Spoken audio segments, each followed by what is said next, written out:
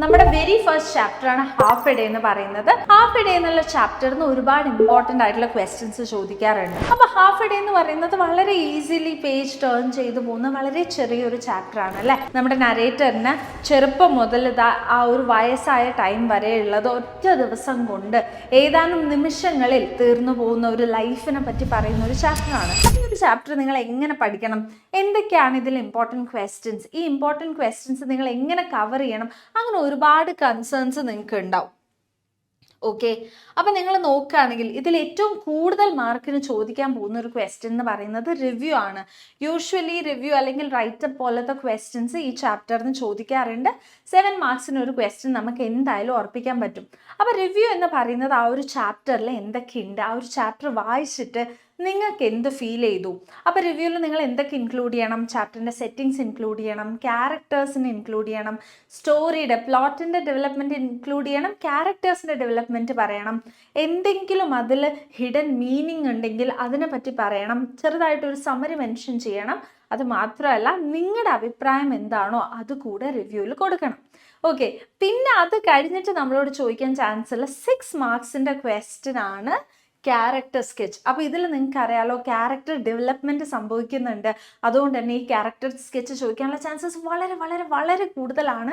6 മാർക്കിനാണ് ചോദിക്കുക. അപ്പോൾ എങ്ങനെയാണ് ക്യാരക്ടർ തുടങ്ങിയത്, പിന്നെ എന്തൊക്കെ ഡെവലപ്മെൻറ്റ് ക്യാരക്ടറിന് വന്നു, എങ്ങനെയാണ് ടുവേർഡ്സ് ദി എൻഡ് ക്യാരക്ടറിൻ്റെ ഒരു സ്വഭാവം എന്തായിരുന്നു പോലത്തെ എല്ലാ ഡീറ്റെയിൽസും ഇതിൽ കൊടുക്കണം.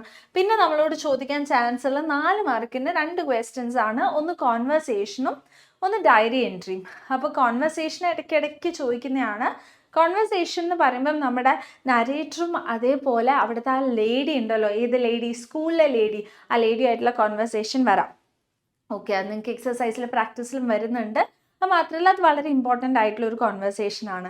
അത് കഴിഞ്ഞ് നമ്മുടെ നരേറ്ററും ഫാദറും ആയിട്ടുള്ള കോൺവെർസേഷൻ, ഇനി ഒന്നും അല്ലെങ്കിൽ നരേറ്ററും ആ മിഡിൽ ഏജ്ഡ് മാനുമായിട്ടുള്ള കോൺവെർസേഷനൊക്കെ ചോദിക്കാൻ ചാൻസ് ഉണ്ട്. 4 മാർക്കിനാണ് ചോദിക്കുക. പക്ഷെ കോൺവെർസേഷൻ ചുമ്മാ എഴുതിയാൽ പോരാ, അതിൽ നമ്മൾ question tag, if close, had better പോലത്തെ കാര്യങ്ങളൊക്കെ കൊണ്ടൊന്ന് ഇട്ടിട്ട് വേണം നമ്മൾ ആ കോൺവെർസേഷൻ ഒന്ന് റെഡിയാക്കി എടുക്കാൻ. WH ക്വസ്റ്റ്യനും യെസ് ഓർ നോ ക്വസ്റ്റ്യനും തമ്മിലുള്ള ഡിഫറൻസസ് മനസ്സിലാക്കിയിട്ട് വേണം നമ്മൾ കോൺവെർസേഷൻ എഴുതാൻ. അതേപോലെ ഡയറി എൻട്രി ഉണ്ട്. അപ്പം നമ്മൾ ചുമ്മാ ഒരു ബോക്സ് വരച്ച് എഴുതിയാൽ പോരാ, നമ്മൾ 8ലൊക്കെ ചെയ്യുന്ന പോലെ ചെയ്താൽ പോരാ, നമ്മൾ ആ ഒരു ക്യാരക്ടറിൻ്റെ ഇമോഷൻ മനസ്സിലാക്കി എഴുതണം. അപ്പോൾ ഇതൊക്കെ നിങ്ങൾ എങ്ങനെ എഴുതാൻ പഠിക്കും, എവിടെ ചെന്നാൽ നിങ്ങൾക്ക് പ്രോപ്പർ ആയിട്ടുള്ള ആൻസർ പ്രസൻറ്റേഷൻ കിട്ടും. അതിൻ്റെ ആൻസറാണ് ലോക. ഓക്കെ, അപ്പോൾ നിങ്ങൾക്ക് അറിയാലോ ക്ലാസ് 9th ബാച്ച് ആണ് ലോക ബാച്ച്. ആൻഡ് ഇതിൽ നമ്മൾ ഡീറ്റെയിൽ ആയിട്ട് നമ്മൾ ഡെയിലി പ്രാക്ടീസ് പ്രോബ്ലംസ് ഉണ്ട്, നമ്മൾ മൈൻഡ് മാപ്പ് കൊടുക്കുന്നുണ്ട്. അപ്പോൾ ഒരു ചാപ്റ്റർ തന്നു കഴിഞ്ഞാൽ ആ ചാപ്റ്ററിൻ്റെ പ്രോപ്പർ സമ്മറി, അതേപോലെ ആ ചാപ്റ്ററിന് എന്തൊക്കെ ആ ഒരു ചാപ്റ്ററിൽ നിങ്ങൾ കവർ ചെയ്യണം എന്നുള്ള ഹോൾ ഡീറ്റെയിൽസ് നിങ്ങൾക്ക് എവിടെ കിട്ടും, നമ്മുടെ ബാച്ച് കിട്ടും. അപ്പോൾ നിങ്ങൾക്ക് അറിയാലോ നിങ്ങളുടെ പ്രോബ്ലംസിൻ്റെ സൊല്യൂഷനാണ് ബാച്ച്. അപ്പോൾ എത്രയും പെട്ടെന്ന് നിങ്ങൾ ജോയിൻ ചെയ്യാം, എത്രയും പെട്ടെന്ന് നമ്മുടെ ഡിസ്കഷൻ്റെ പാർട്ടാവുക.